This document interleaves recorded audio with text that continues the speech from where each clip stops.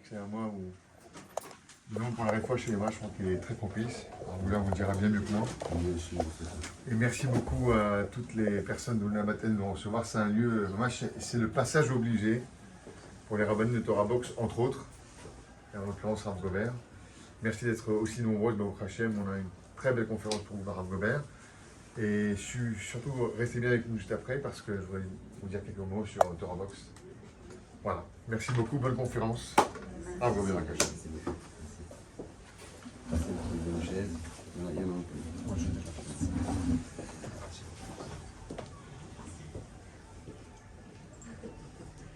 Alors bonjour à toutes, Baruch Hashem, Shavua Tov, Chodesh Tov, grand plaisir, Baruch Hashem d'être ici.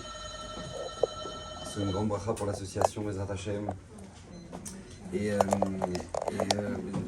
a raison, au mois de Iyar, Rachetevot Ani Hashem Rofecha, je suis à Kadosh Baruch Hu, ton guérisseur, donc Bezrat Hashem, que ce soit une grande refoua shlema pour tout le clan d'Israël, pour tous les malades. Bezrat Hashem, Bekarov Mamash, la Géoula.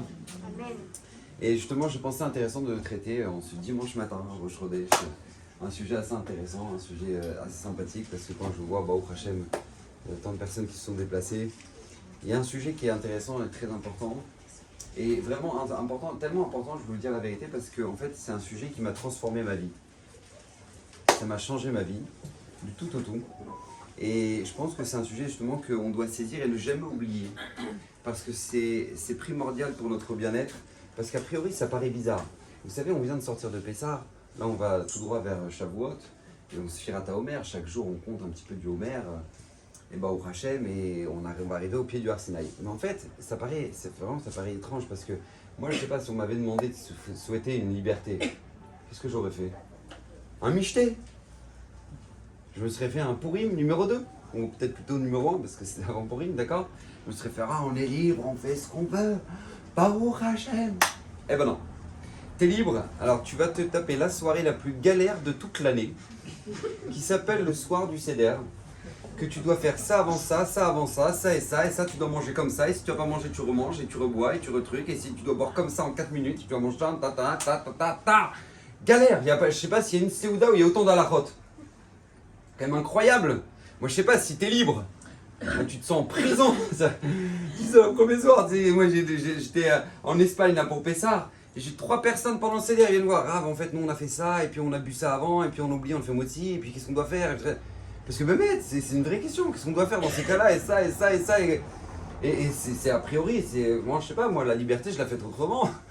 Je la fais, on est libre. Ouais, détente, ouais, michté. Eh ben non. Et c'est assez incroyable, il faut comprendre pourquoi. Kadosh Baruch Hu nous a sortis de Mitzraïm, nous a sortis de l'esclavage pour nous rentrer dans un autre esclavage. Et le Midrash ramène ça, la Gemara ramène ça, les Farshim ramènent ça, que pourquoi Kadosh Baruch Hu nous a fait passer par l'Égypte pour nous apprendre ce que ça veut dire l'esclavage. Parce que pour nous apprendre ce que ça veut dire être esclave. Alors on est esclave de Paro, maintenant on change, on est esclave d'Hachem. On appelle Eved d'Hachem. Alors moi, ça paraît, moi je sais pas, ça m'a interpellé d'ailleurs, cette question-là en fait, en réalité, c'est un garçon de Ashdod. Une fois je donnais une conférence d'un chiour pour les jeunes à Ashdod et puis il y a un jeune, il était devant moi. Et pendant tout le chiour, il me regardait comme ça. Tout le chiour, il me regardait. Et donc moi, ça m'interpellait parce que moi, je vois le visage qu'on peut... Et là, je viens me voir à la fin de la conférence, il me dit, Rav, c'était super.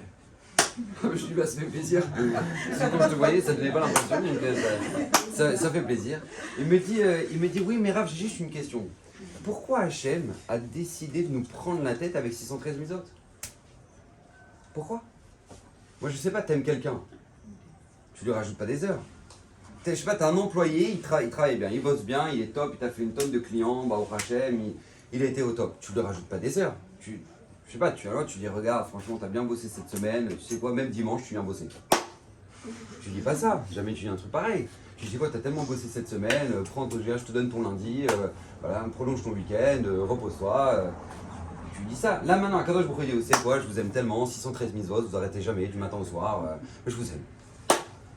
Comment c'est possible? Si Hachem il nous aime, il va pas nous rajouter. Tu vois, les goïms ils ont 7 mitzvot de nez noir, et ils sont peinards. Tu fais les 7 mitzvot, très bien, tu auras ton Gan Eden. Nous on fait 613, on espère ne pas aller au Gehinnom. Comment on s'arrange avec ça? Comment c'est possible? Si Hachem il nous aime, il va pas nous rajouter du travail. Et là, si on dit voilà, je vous ai sorti d'Égypte, Yallah, en dessous du pied du Arsinaï. Et là, en dessous du Arsinaï, on reçoit le Arsinaï sur la tête. Elle dit regarde, si vous recevez la Torah, tant mieux.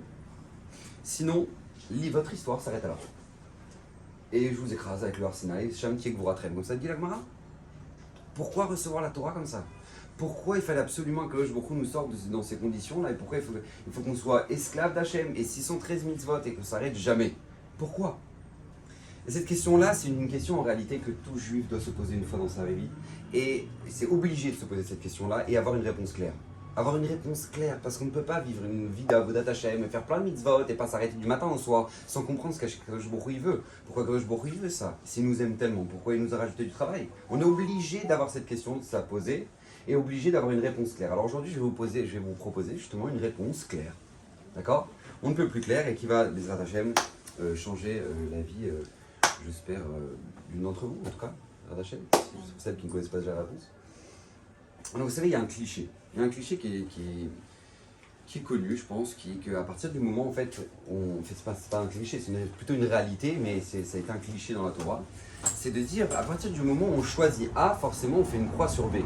D'accord? Quand on fait un choix dans la vie, eh ben, on choisit A, donc par conséquent, on a refusé B. Ok, c'est pas partout dans le mariage, à partir du moment, enfin, en tout cas, dans le principe, hein, quand on choisit A, on a refusé B, d'accord? C'est dans le principe du mariage, c'est comme ça. C'est-à-dire quand on se marie avec quelqu'un, on se marie avec quelqu'un, c'est tout, le reste c'est mort, d'accord? C'est fini.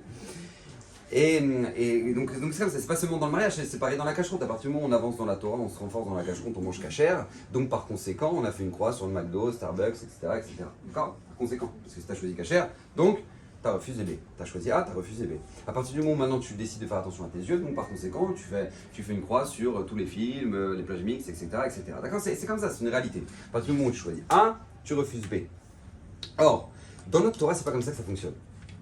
Et je vais vous le prouver. Non seulement dans notre Torah, quand tu acceptes A, tu ne refuses pas B, mais quand tu acceptes A, tu as gagné B. Retenez bien ça. Dans notre Torah, à partir du moment où tu as choisi A, tu as gagné A et B. D'accord? Et je vais vous le prouver, c'est ça tout le but du shiur. Je vais vous expliquer pourquoi. Parce qu'en fait, il faut savoir une réalité comme ça. Tout ce qui doit nous revenir, dans l'année, a été fixé à Rosh Hashanah. D'accord? Fixé à Rosh Hashanah, tamponné à Kippour. D'accord? Fixé à Rosh Hashanah, tamponné à Kippour. Maintenant, il faut savoir une chose qui est très importante. C'est que ça a été fixé à Rosh Hashanah, ça a été tamponné à Kippour, mais ça veut dire qu'on ne recevra pas, par exemple, la Gemara dans médecin, elle me dit Kol mezonotav shel adam tuvim lo mi Rosh Hashanah d'Yom Kippourim. Toute la parnassa d'un homme est fixée de Rosh Hashanah jusqu'à Yom Kippour. Ça veut dire qu'en fait, tu ne recevras pas 1 euro de plus, pas 1 euro de plus que ce qui a été fixé à Rosh Hashanah et tamponné à Kippour. Et tu ne perdras pas plus d'1 euro, moins d'1 euro, que ce qui était fixé à Rosh Hashanah et tamponné à Kippour. C'est comme ça, et El Malasot, c'est comme ça. Alors vous allez me dire, bah, ça va quoi de prier toute l'année? Quel intérêt de prier toute l'année? Pourquoi on prie si tout était fixé à Rosh Hashanah? Oui, non. Un vrai problème. Tout est fixé, donc je n'ai plus rien à faire parce que je vais recevoir. Alors en fait, la réponse, elle est très simple. C'est que toute l'année, on prie pour recevoir ce qui était fixé à Rosh Hashanah. D'accord, Rosh Hashanah, c'est comme une graine. Tu plantes la graine, maintenant, il faut arroser. Il faut arroser pour que ça pousse, pour que ça fasse un arbre, pour que ça donne des fruits. Et ben, c'est exactement la même chose. D'accord, à Rosh Hashanah, tout a été fixé. Maintenant, tout le reste de l'année, on ne fait que de prier pour recevoir ce qui a été fixé à Rosh Hashanah. C'est pourquoi c'est très important ce que je vous dis, parce qu'il y en a énormément de gens qui se plaignent de leur vie. Ils disent, ouais, moi, c'est vous, ça vient pas. Et moi, la santé, c'est pas ça. Et moi, pendant ça, j'aurais fait mieux. Et vraiment, la vie est pas évidente. Ok. Mais est-ce que tu as prié pour ça? Parce que je vous assure, énormément de choses sont fixées pour nous à Rosh Hashanah et tamponnées à Yom Kippour. Mais le problème, c'est qu'en fait, on ne l'a pas demandé. Donc oui, tu as un potentiel, tu as un sac de graines, mais ça ne te donnera pas des fruits. Il faut aller les planter, il faut aller faire pousser et recevoir les fruits. C'est comme ça. Par la force de la tfila, tu fais sortir tout ce qui a été fixé à Rosh Hashanah et Yom Kippour. Okay. Ça, a priori, tu pourrais dire, bon, c'est pour la parnassa. Non, c'est pas que pour la parnassa. La Gemara dans Batra nous dit que tous les kiffs nous ont été fixés à Rosh Hashanah et donné à Kippour, tamponné à Kippour, et tous les kiffs qu'on aura dans l'année, que voilà, un petit déj sympathique, ici un petit chiour, je sais pas, moi une petite ambiance, un moment entre amis, un pessar sympathique en famille, peu importe, tout ce qui a été fixé comme bonheur dans votre année a été fixé à Rosh Hashanah, tamponné à Yom Kippour. C'est pas juste la parnassa, c'est tous les bonheurs de votre vie. Et aussi, toutes les galères. Toutes les galères. le téléphone qui tombe, qui se casse, la contravention, le doigt dans la porte, tout ça, ça a été fixé à Rosh Hashanah et tamponné à Kippour. C'est comme ça, d'accord? La vie, elle fonctionne de cette manière-là. C'est pas seulement l'argent, c'est tous les biens, tous les bonheurs, toutes les joies, toutes les galères, toutes les souffrances, tout est fixé. Pourquoi je vous dis ça? Pourquoi c'est tellement important? Je veux dire pourquoi.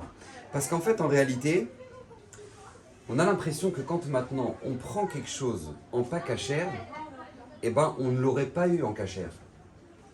Comme ça, on a l'association, la plupart des gens qui disent, tu vois, bah, si moi j'avais pas été religieuse, bah, j'aurais pu avoir ça. Si moi j'avais pas été dans la Torah, j'aurais pu avoir ça. Or, c'est faux. C'est faux. Parce que si toi tu prends un bonheur dans ton année, retenez bien ça, si tu prends un bonheur dans ton année, ce bonheur il a été pris de ce qui t'a été fixé à Rosh Hashanah. Maintenant, toi ne pense pas que tu peux t'avoir un bonheur en plus de ce qui t'a été fixé.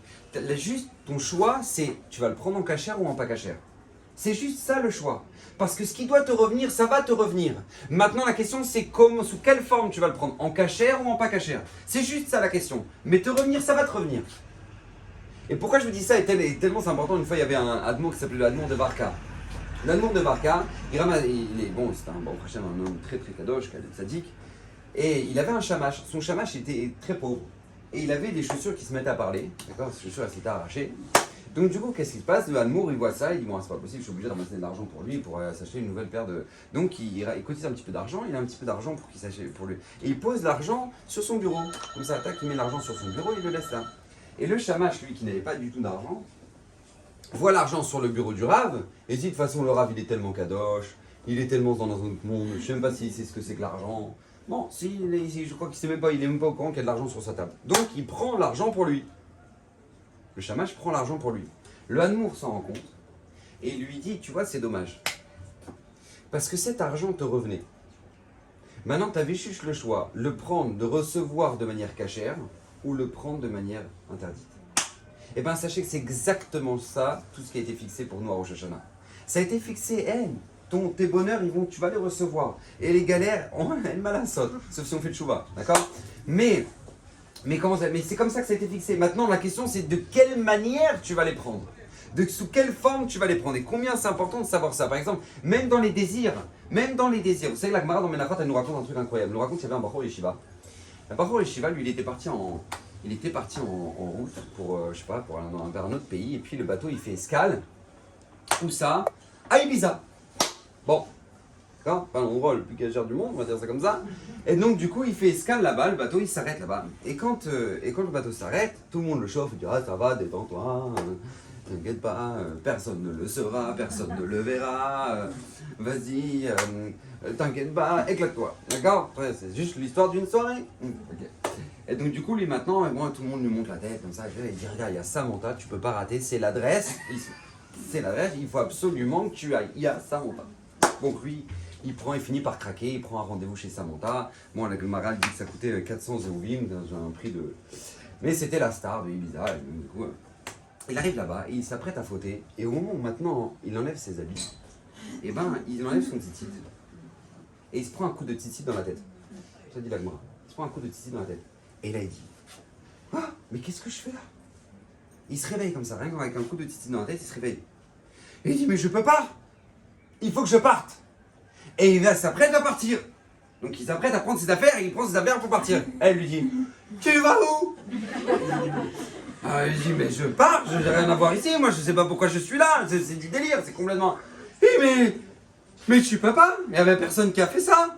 Elle lui dit comme ça, écoutez bien ce que c'est que moi. Tu as vu un défaut chez moi?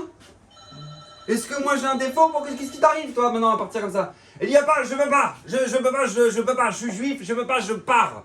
Et il prend ses affaires, il part. Écoutez bien ce que nous dit la Gemara.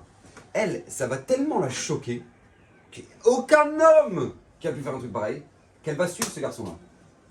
Elle va suivre ce garçon-là, de savoir d'où il vient, d'où il sort. Comment c'est possible d'avoir une telle force. Elle va le suivre, elle va arriver à la yeshiva de Rabbi Chia. Ça nous dit la Gemara. Elle va arriver à la yeshiva de Rabbi Chia. Quand elle arrive là-bas dans la yeshiva, elle dit, excuse-moi, voilà, je voudrais m'enseigner sur un garçon qui est dans votre yeshiva, d'où il sort. Le Rabbi Chia, il dit, qu'est-ce que vous voulez, madame? Il dit, mais non, parce qu'en fait, voilà, je vous explique un petit peu le contexte. Donc il lâche le dossier. Il lâche le dossier. Et là, Rabbi Chia lui dit, tu sais pourquoi maintenant il n'a pas craqué? C'est très simple, c'est parce qu'en fait, en réalité, lui, c'est un homme kadosh. Parce que lui, tout simplement, il a la Torah. Donc comme il a la Torah, il a la force de pouvoir aller au-delà de ça. Elle dit, ah ouais, d'accord, ok. Alors moi, je veux me convertir. Si elle dit cette femme-là, moi, je veux me convertir. Elle dit, la Gemara, elle va finir par se convertir, elle va donner le tiers de sa fortune à la royauté, le tiers à la tzedaka, et le tiers, elle va garder pour elle. Elle va se convertir, et avec qui elle va se marier? Avec le garçon. Avec le garçon. Qu'est-ce qu'elle veut nous apprendre, la Gemara? Qu'il y avait des ambiances à Ibiza, et qu'est-ce qu'elle veut, la Gemara? La Gemara veut nous apprendre une leçon de vie. C'est ne pense pas qu'à partir du moment où maintenant tu prends du plaisir interdit, ça veut dire que tu t'es privé de l'avoir dans le permis. C'est faux, c'est faux. De toute manière, toi, ce plaisir-là, il va te revenir. Maintenant, la question, c'est sous quelle forme tu vas le prendre. C'est tout. Lui, ce garçon, il devait avoir cette fille-là. Mais maintenant, il l'aurait pris en Avera. Il serait parti de là-bas, il aurait fait une Avera. Mais maintenant, qu'est-ce qui se passe? Puisque maintenant, il s'est préservé là-bas, ça lui revenait, et ben, il l'a eu en cachère. Et ça, c'est quelque chose qui est fondamental. Ne pensez jamais dans la Torah. À partir du moment où maintenant tu t'es privé, t'as choisi A, donc forcément tu as fait une croix sur B. C'est faux. Parce que ce qui t'a été fixé à Rosh Hashanah, le plaisir qui t'a été fixé, les bonheurs qui t'ont été fixés, de toute façon tu vas les recevoir. Mais la question c'est juste sous quelle forme tu vas les prendre. Sous quelle forme? J'ai dit, ouais, non, moi je me fais un fiche, parce que voilà, il n'y a pas comme fiche, hein, il n'y a pas comme... Non. Alors que c'est faux, parce que ce kiff-là que tu dois recevoir de manger ton fiche au McDo, eh ben c'est un fiche que de toute manière, toi, tu aurais eu cette année-là. Sous quelle forme? J'en sais rien, Kadosh Baruch Hu, il te l'aurait donné. Mais maintenant, toi, tu as décidé de le prendre en pas cachère. Mais c'est pas qu'il te revenait pas, c'est pas que tu as pris un truc que de toute façon à Rosh Hashanah tu l'aurais pas eu. Ça a été fixé, tu l'aurais eu de toute manière. Maintenant la question c'est sous quelle forme tu le prends. C'est pour ça d'ailleurs que la Gemara nous dit dans Choulin, lui c'est lui qui a envie de manger du goût du sang. Bah, il a envie de manger le goût du sang. Et ben qu'est-ce qu'il mange? Il a qu'à manger du foie. Ça dit la Gemara. Celui qui a envie de manger le goût de bassar vechalav. Il a envie de manger les viandes. Alors qu'il mange le pied de la vache, comme ça dit la Gemara. Celui qui a envie de manger du cochon. Il a envie de manger le goût du cochon. Alors la Gemara dit, bah tu sais quoi, il y a le shibuta. Il y a un poisson qui s'appelle le shibuta, il est cachère, tu peux le manger. Qu'est-ce qu'elle veut la Gemara? Te donner les bonnes adresses? Qu'est-ce qu'elle veut la Gemara? C'est quoi ce truc là? Ah, bah, tu sais quoi, si tu peux pas te retenir, vas-y, va là-bas. C'est quoi l'histoire? C'est pour te dire, ne pense pas un instant que parce que tu t'es privé de quoi que ce soit, ça veut dire que maintenant tu l'auras jamais. C'est faux. C'est faux. Il existe en cachère. Maintenant, là, juste la question, c'est sous quelle forme tu le prends. Et c'est la même chose dans la Parnassa. C'est exactement le même principe dans la Parnassa. Il y a des gens qui sont persuadés que... Vous regardez n'importe quelle personne qui arnaque, n'importe quelle personne qui prend de l'argent, qui n'est pas cachère, et bien cette personne-là est persuadée que parce que maintenant, elle le prend pas cachère, donc elle a pris quelque chose qu'elle n'aurait jamais eu en cachère. C'est faux. C'est faux. C'est pas vrai. C'est ça, c'est Derech Zouta. Il nous dit, écoutez bien ce qu'il nous dit. Il nous dit tout ce que tu as pris en non cachère, c'est ce que tu t'es privé d'avoir en cachère. Comme ça, il est incroyable. Parce qu'à Fesraïm, il dit, vous savez, les gens qui laissent leur magasin ouvert parce qu'en pensant que parce qu'ils bossent Shabbat, alors, par conséquent, parce qu'ils bossent Shabbat, alors ils vont perdre toute la clientèle du Shabbat. Parce que s'ils ferment leur magasin, donc ils perdent par conséquent toute la clientèle du Shabbat. Et bien il dit vous savez à quoi ça ressemble? Ça ressemble à une personne, vous savez, chez elle, elle a le koum de Shabbat, vous savez, pour l'eau chaude là. Elle a le koum de Shabbat. Et puis c'est tous des grands buveurs de thé, de café dans la famille, etc. Donc chaque Shabbat, il n'y en a plus. On arrive à Souda Shlishi, il n'y a plus d'eau. Donc lui, il dit, mais j'en peux plus. À chaque fois, à Souda Shlishi, il n'y a plus d'eau. Donc, tu sais quoi? La semaine prochaine, eh ben, je rajoute un autre robinet. Il dit, Refetzreim, t'as gagné quoi? T'as autant d'eau. Qu'est-ce que t'as gagné? T'as autant d'eau. Il dit, Refetzreim, c'est ça, que tu travailles Shabbat, tu penses que tu auras plus d'argent parce que tu auras toute la clientèle du Shabbat. Mais c'est faux. T'as juste rajouté un robinet, c'est tout ce que t'as fait. La quantité a été fixée à Rosh Hashanah. Toi maintenant, t'as juste le choix sous quelle forme tu vas prendre cet argent-là. Mais cet argent-là, tu vas le recevoir. Maintenant, tu le prends en pas cachère, tu le prends en pas cachère. Mais ne pense pas que tu aurais pu avoir moins si tu l'avais pris en cachère. C'est faux. Et c'est même l'inverse. Regardez, non mais franchement, faut être honnête. Va expliquer à un goy que le jour où tu fermes ton magasin, le jour où tu ne réponds pas au téléphone et tu ne réponds pas au mail, c'est le jour de ta bracha. Ça s'appelle Shabbat. C'est incroyable, on le dit dans le Mechadodi. Ki mekora beracha. Shabbat, c'est la source de toute ta bracha. Mais comment tu peux comprendre? Le jour où tu fermes ton magasin, tu réponds pas au mail, c'est la source de toute ta bracha? Oui, parce qu'un juif, il pense sur ce principe. Moi, je fais ma part les 6 jours de la semaine. Je fais ma part. Le résultat, c'est pas dans mes mains, c'est Akadosh Baruch Hu qui le fait. Celui qui signe le chèque, c'est Akadosh Baruch Hu. C'est pas moi. Donc moi, je fais ma part. Akadosh Baruch Hu, il fait le reste. Akadosh Baruch Hu, c'est lui qui fixe. Et voilà, c'est tout moi. Shabbat, c'est moi, je m'arrête. Akadosh Baruch Hu, c'est lui qui fait le résultat. Ok, d'accord, vous savez, une fois, j'étais à Herzliya. Il y a un monsieur là-bas qui est là dans lequel j'étais au collège pendant plusieurs années. Et un matin, il me dit, je sais pas, je vais te raconter comment j'ai fait fortune. Bon, des bons plans. Faut les entendre. Donc je lui dis pourquoi pas. Et donc il me raconte, il dit moi au Maroc j'avais une usine de pneus. Une usine de pneus. Et cette usine-là, bon Hachem, ça fonctionnait, etc. Et puis moi j'avais comme règle, tous les vendredis, je ferme mon usine. Tous les vendredis à midi, je ferme mon usine. Pourquoi à midi? Parce que c'est Shabbat, donc je voulais lui faire tous mes employés arabes, tout le monde savait, vendredi à midi, je ferme mon usine. Ok.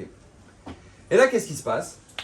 À 11h55, un vendredi matin, il y a un homme qui arrive, costard cravate, attaché caisse, il arrive pour justement faire une affaire. Donc il a dit voilà, où est le patron de l'usine? Et je lui dis bah c'est moi. Il dit bon voilà, je voudrais parler un petit peu avec vous, vous avez le temps? Alors lui il dit bah vous avez 5 minutes. Vous avez 5 minutes parce que moi je ferme à midi. Il dit ah bon, pourquoi vous fermez à midi? Il me dit parce que moi c'est Shabbat, je suis juif, donc vendredi je ferme à midi. Il dit ok mais je crois que vous n'avez pas compris à qui vous avez affaire. moi je suis le responsable des transports en commun du Maroc. Et je cherche avec qui m'associer pour les bus transports en commun du Maroc. Donc c'est the contrat, d'accord? Et lui il dit bah pas de problème, maintenant vous avez 3 minutes. Vous avez 3 minutes. Il avait 3 minutes, mais ça, non, il dit bon, ok, donc on pourra pas, bon, ok, voilà, une prochaine fois. Et il part. Il me dit écoute-moi bien Shimon, lundi matin à 8h il était devant l'usine. À 8h il était devant l'usine. Il a dit monsieur c'est avec vous qu'on va signer. Il dit mais on ne s'est même pas assis, on n'a même pas parlé de tarifs, etc. Il dit c'est avec vous. Parce que quelqu'un qui est aussi fidèle avec son Dieu, on sait qu'on peut lui faire confiance. Bracha. Bracha, bisroutma, bisrout Shabbat. Arrête de commencer à gratter tes messages dans 5 minutes avant Shabbat, toi. Attends, le dernier client, j'envoie un dernier mail. Va te doucher, toi. Va te doucher. Attends, j'envoie le... Oui, monsieur. Bah, on se rappelle lundi. On va tu veux, c'est rien de Ratachem. Arrête, mais... Tu as gagné 10 €, non mais t'es sérieux, non mais qu'est-ce que... Quel bracha il y a là-dedans? Essayer de gratter des trucs à... Comment c'est possible? Parce que le problème c'est que nous on oublie ce principe-là. On pense que parce que maintenant on maîtrise tout et on est... Il n'y a pas d'argent qui est fixé à Rosh Hashanah, tu fais ta part, moi je fais le reste et t'inquiète pas, nous sous ça. Le problème c'est que nous on ne réfléchit pas comme ça. Et c'est pareil pour la tzedaka. Nous, je vous expliquais tout à l'heure que tout ce qu'on perd, ça a été fixé à Rosh Hashanah, c'est tamponné à Yom Kippour. Toutes nos pertes ont été fixées à Rosh Hashanah, tamponnées à Kippour. Maintenant, même nos pertes, on a le choix de savoir ce qu'on va en faire. Même nos pertes. C'est-à-dire que quand maintenant, ça a été fixé qu'on va perdre tant d'argent pour tant de caparotes qu'on doit passer, peu importe, à cause de telle ou telle avéra, d'accord? Et bien même cette perte-là, tu as le choix de savoir où est-ce que tu vas les mettre. Par exemple, la Gemara dans Bava Batra nous raconte que Rabbi Yochanan ben Zakkai, il avait 2 neveux. Maintenant, le soir de Rosh Hashanah, il fait un rêve. Et dans son rêve, il voit que ses 2 neveux vont être imposés durement par les Romains. D'accord? Ils ont des magasins, donc du coup ils vont être imposés grave. D'accord? Ils vont se prendre 700 dinars d'or, c'est une quantité, une somme énorme, je sais pas moi, 100 000 €, j'en sais rien. Pourquoi? D'impôts par les Romains. Donc lui il rêve de ça, il va à Rosh Hashanah. Maintenant Rabbi Yochanan ben Zakkai nous dit la Gemara, toute l'année il va aller gratter ses neveux. Il va aller les voir. Regardez, il y a Khnasat Ochim, il faut aider. Regardez, il y a Torah Box, il faut soutenir. Regardez, il y a ça, faites ça. Toute l'année, il ne va pas les lâcher. Dès qu'il y a une occasion, il va regarder une yeshiva, il y a une kala qui a besoin de se marier, sans arrêt, il va aller chercher l'argent chez ses neveux. Maintenant, sur les 700, il va réussir à récolter 683. Et bien, dans la semaine avant Rosh Hashanah, ses 2 neveux, ils arrivent, ils disent mais Rav, tonton, tu sais pas ce qui nous est arrivé. Les Romains, ils sont arrivés dans le magasin. Ils voulaient nous prendre des impôts. Et ben, ils nous ont pris que 17. Pourquoi? Parce que sur les 700 qui étaient fixés de pertes, que les Romains devaient lui prendre, ils ont mis 683 dans la tzedaka. Tu penses que toi, maintenant, tu donnes la tzedaka. Tu dis, bah voilà, moi j'ai 1000 €. Donc sur 1000 €, je dois prélever le maaser, donc je donne 100. Parce que j'ai 1000 €, donc je donne 100. Donc j'ai forcément 900 maintenant, parce que j'ai plus 1000, parce que j'ai 900, parce que j'ai enlevé 100. Eh ben non, c'est faux. La Torah elle te dit non, c'est faux. Ces pertes, de toute façon, tu dois les avoir. Maintenant la question c'est où est-ce que tu les mets? Où est-ce que tu les mets? C'est aussi simple, c'est comme ça qu'on doit réfléchir. Le Rav de Brisk, une fois il est rentré chez lui, il sentait l'odeur de brûlé. Il a dit, qui s'est passé ma femme? Il dit, bah j'ai pas vu, le lait il a débordé, il a brûlé. Le Rav de Brisk, il s'assoit, il se met à réfléchir. Ça lui dit, qu'est-ce qui t'arrive? Mais non, mais le lait il a brûlé. D'accord, ok, mais pourquoi? Alors quoi? Mais ça veut dire que pourquoi il a brûlé? Et il réfléchissait comme ça. Il dit, mais comment on a une perte d'argent? C'est-à-dire qu'il y a de l'argent que je n'ai pas bien placé. Comment c'est possible? Et il réfléchissait comme ça, bras de brise. Parce qu'il dit, mais c'est pas possible que... Non, toi, tu vois, la brique de lait est tombée. Oh, bah les enfants, bon, ramassez. Lui, non. Parce que si Hachem, il m'a fait cette perte, c'est que forcément, j'ai mis de l'argent là, il fallait pas. Ou j'ai pas suffisamment... Parce que c'est pas possible qu'Hachem m'envoie une perte. C'est comme ça, c'est logique chez lui. C'était une évidence et ça doit être une logique chez nous. Moi, je me rappelle, j'avais reçu mon Rosh Yeshiva, Rav Samuel, un enseignement extraordinaire. Il nous avait dit, quand tu sens que maintenant quelque chose, il va te lâcher. Je sais pas, tu sens le frigo, il fait... Il est bizarre. D'accord, il est bizarre. Tu sens que le moteur de la voiture, il se met à parler. D'accord, c'est un truc bizarre. Tu sens que là, c'est pas... l'ambiance, elle est pas bonne. D'accord? Tu sens que tu vas perdre de l'argent dans une réparation ou quoi, et ben tu mets la moitié du prix de la réparation dans la tzaka. La moitié du prix de la réparation dans la tzaka. D'accord? C'est une aftacha. Pourquoi? Parce qu'à partir du moment où maintenant toi tu dis à Kadosh Baruch Hu, regarde, Hachem, moi là je sens que tu vas m'envoyer une kapara. Donc maintenant moi, au lieu de perdre cet argent là dans une réparation, eh ben je préfère mettre cet argent là dans la tzaka. Donc tu prends la moitié de l'argent, tu le mets à la tzaka.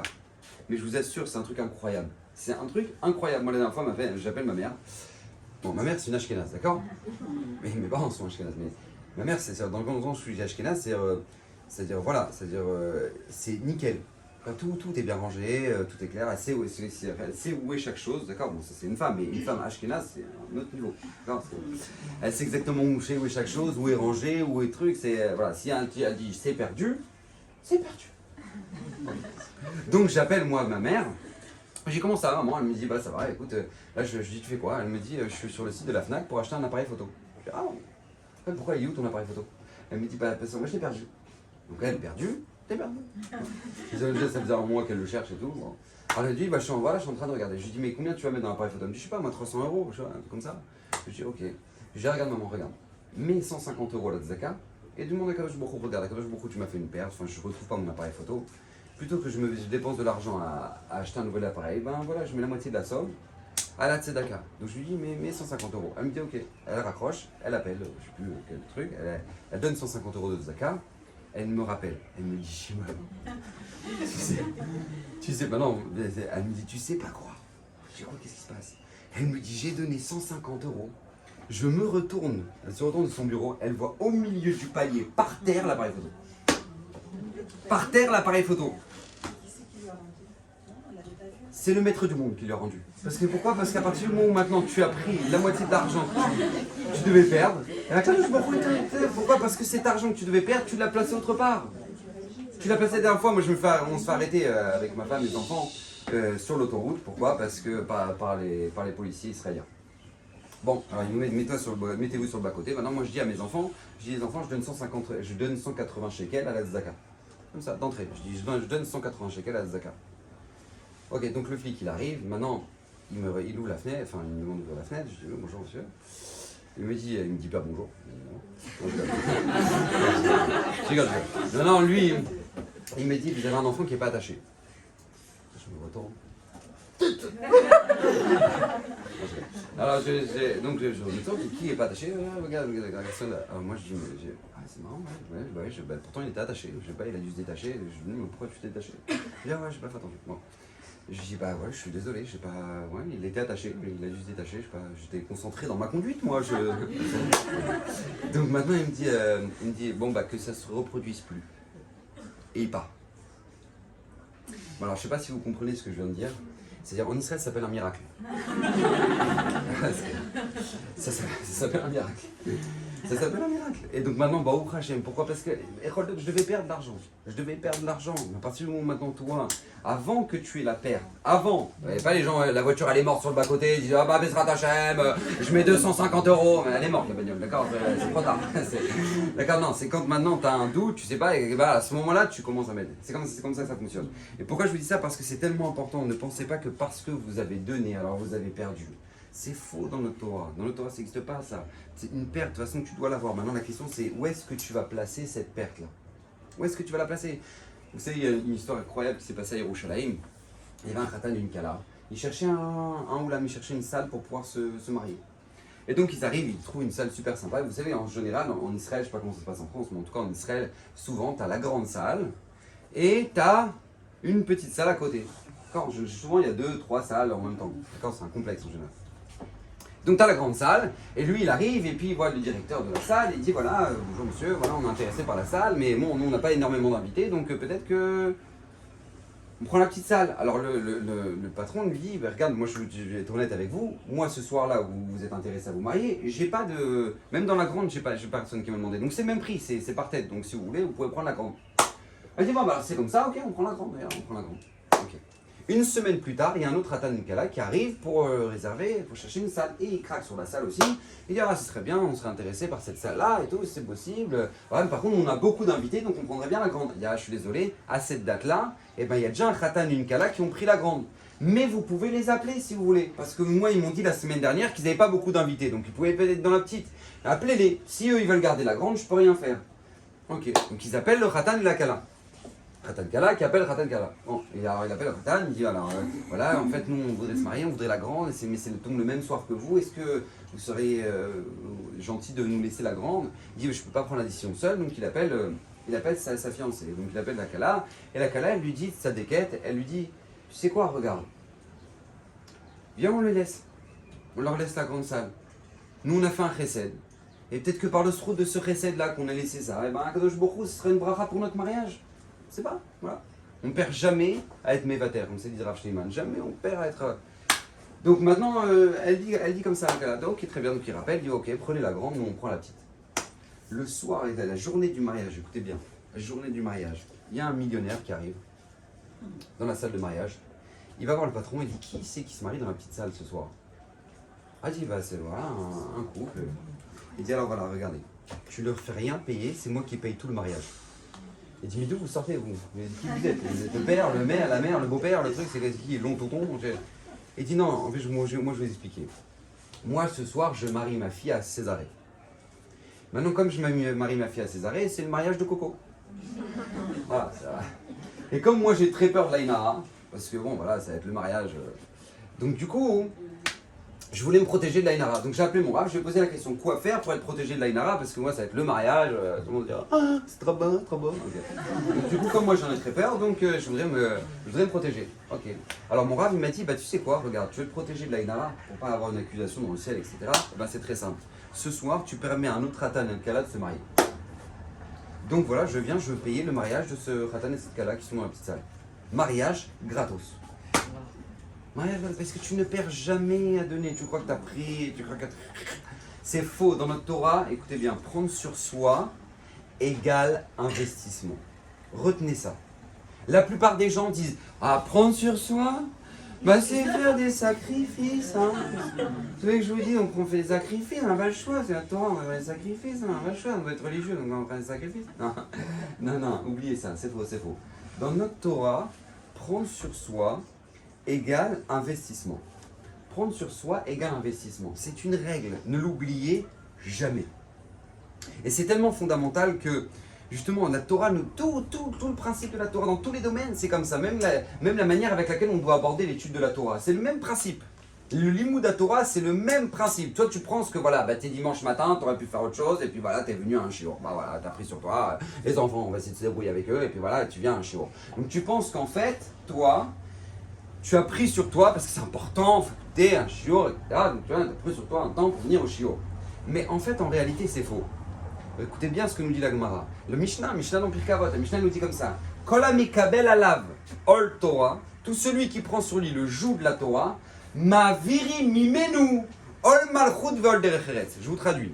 Tout celui qui prend sur lui le joug de la Torah, on lui enlève du joug de la royauté et des problèmes de ce monde. C'est-à-dire qu'en fait, toi, tu dois avoir des problèmes. El malasot. D'accord, il n'y a pas de vie sans problème. Donc il y a des problèmes que tu dois avoir dans ta vie.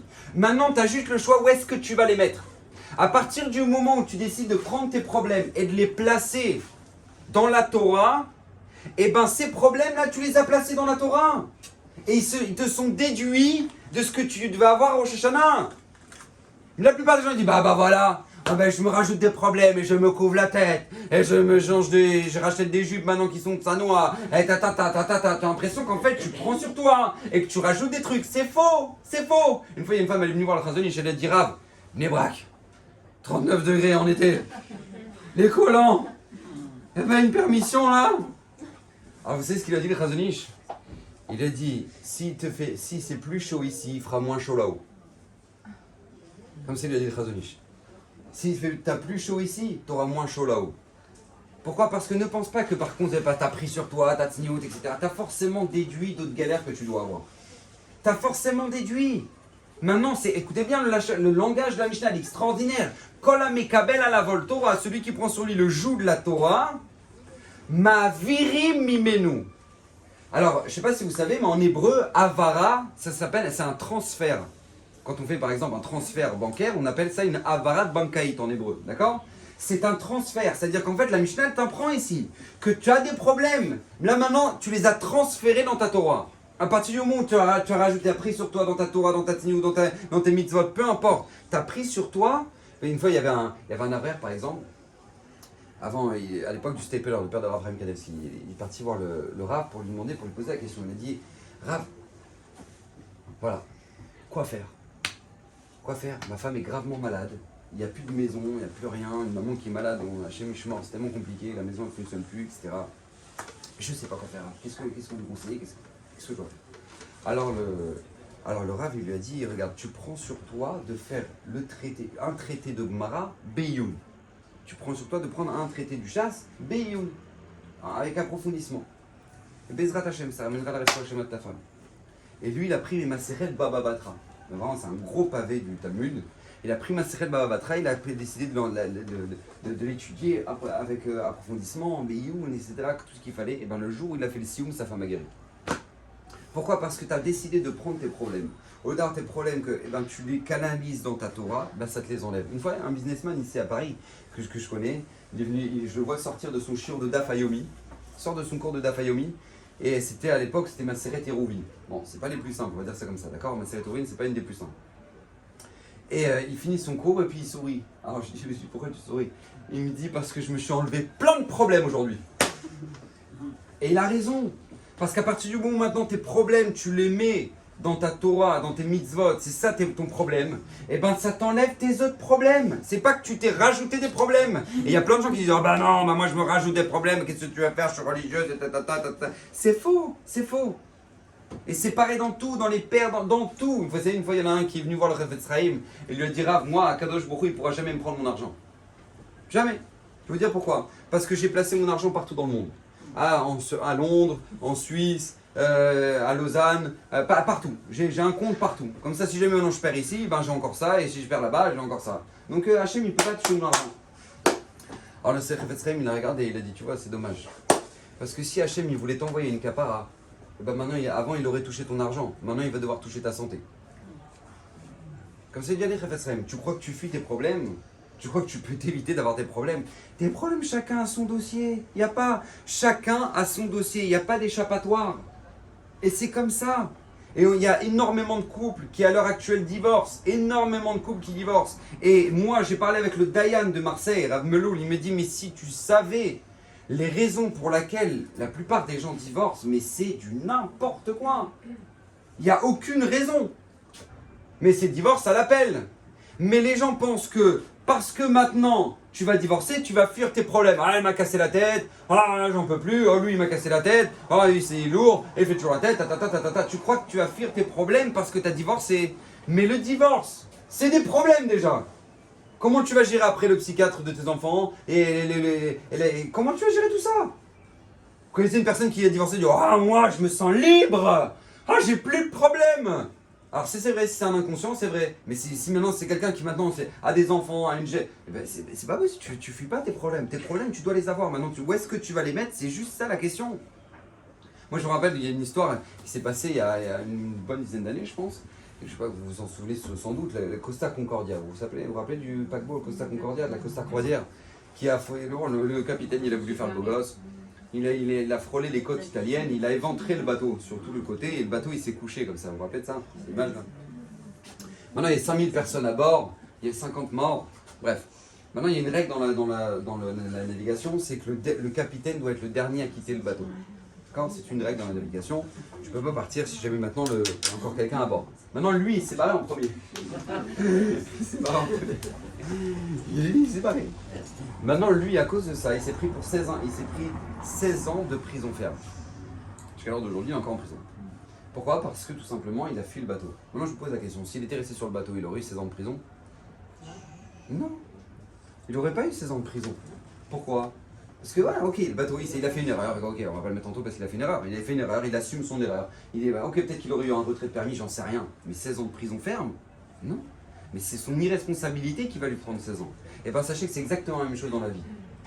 Dans la vie, c'est où tu assumes tes problèmes, ou maintenant tu veux fuir tes problèmes. Ne pense pas que fuir tes problèmes, ça te réglera tes problèmes. Bien au contraire.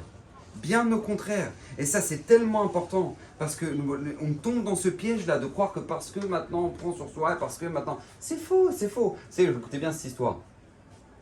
Le Rav Don Segal, il est parti voir une fois Rav Wosner pour lui raconter une histoire qui s'est passée à Vienne. À Vienne, il y avait une jeune fille d'une famille très religieuse, Baruch Hashem, une jeune fille qui avait une voix incroyable. Une voix incroyable. Et elle adorait chanter, donc elle faisait le ménage. Oh. Maintenant, il y a quelqu'un qui passe en bas dans la rue, il entend la voix. Je dis, mais d'où ça sort une voix pareille? C'est incroyable. C'est magnifique cette voix. Donc lui, il cherche, il voit 14 rue de la Main. Il monte, il tape au premier étage, il dit, d'où ça sort? Ah, c'est Rav Gobert. D'où ça sort? Il dit, bah c'est moi, excusez-moi monsieur, je voulais pas vous déranger, je suis vraiment désolé. Il dit, non mais là, vous avez pas compris. Il lui sort sa carte, il dit, moi je suis un impresario, mais moi je vais faire de vous une star. Je vais faire de vous une star. Et vous avez pas compris, une voix comme ça, c'est incroyable, j'ai jamais entendu ça. Ok, donc elle garde la carte et tout, et puis là elle commence à embrouiller ça. Elle dit, ah non mais c'est pas possible ça.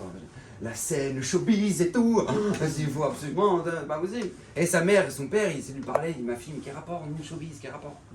Non mais ma fille, je suis showbiz, c'est quoi ces valeurs? J'ai mis chemin, on essaie de comprendre que c'est pas du tout notre domaine, c'est pas...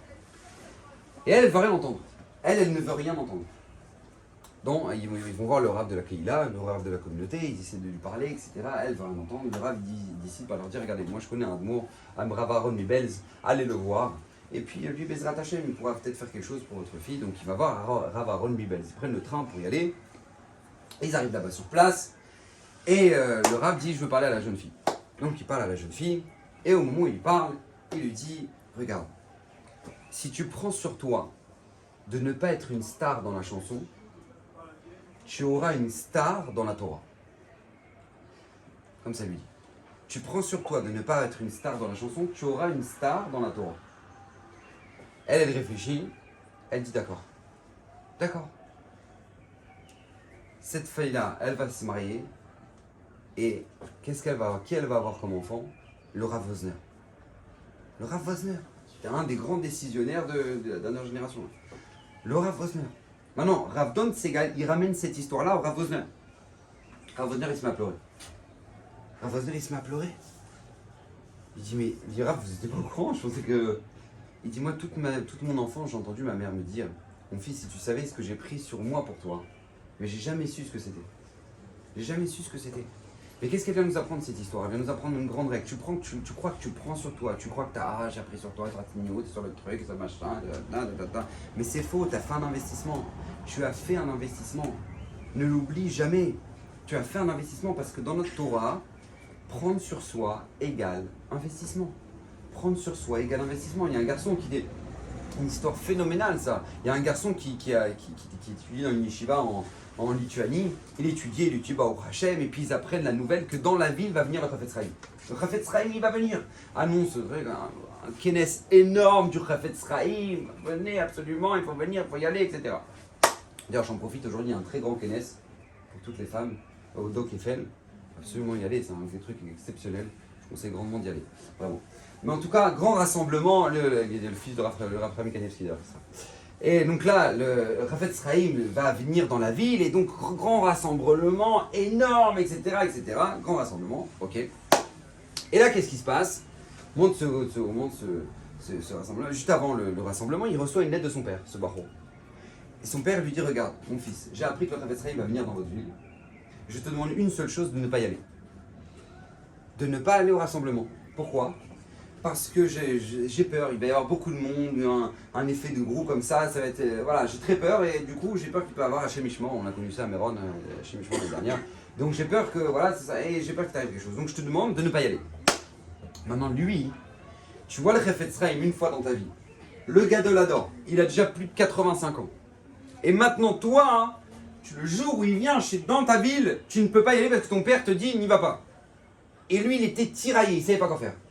Écouter son père ou aller voir le Chafetz Chaim. Quoi faire? Et il finit par écouter son père. Et il reste tout seul au Beth Midrash. Tous les Bachoum, tout le monde, toute la ville est vide, tout le monde est là-bas pour aller écouter le Chafetz Chaim. Et lui, il reste seul, tout seul, en train de pleurer dans le Beth Midrash. Et là, qu'est-ce qui se passe? Ça, c'est ce premier effet qui se coule. Le deuxième effet qui se coule, écoutez bien, c'est qu'après, il revient, tous les élèves, ils reviennent et ils disent « Ah, t'as raté !» Ah, mais t'as raté, t'as même pas aidé, c'était l'événement du siècle. En plus, il nous a bénis de Harichut Yamim, d'avoir une longue vie. C'était un Cohen, lui, le Chafetz Chaim. Il nous a bénis d'avoir une longue vie. Qui maintenant, en 1933, ne souhaitait pas avoir une bracha, d'avoir une longue vie? Juste avant la Shoah. Bracha. Et lui, il dit purée, j'ai raté la bracha. J'ai perdu la bracha. Maintenant, lui, ce Bachour, ils arrivent tous à Baruch Hashem, ils arrivent à fuir, ils vont en Eretz Israël. Et il devient âgé. Et un jour, il rentre chez lui et il se met à pleurer. Et sa femme lui dit, mais pourquoi tu pleures? Qu'est-ce qui t'arrive? Pourquoi tu pleures? Il dit, je vais te dire pourquoi je pleure.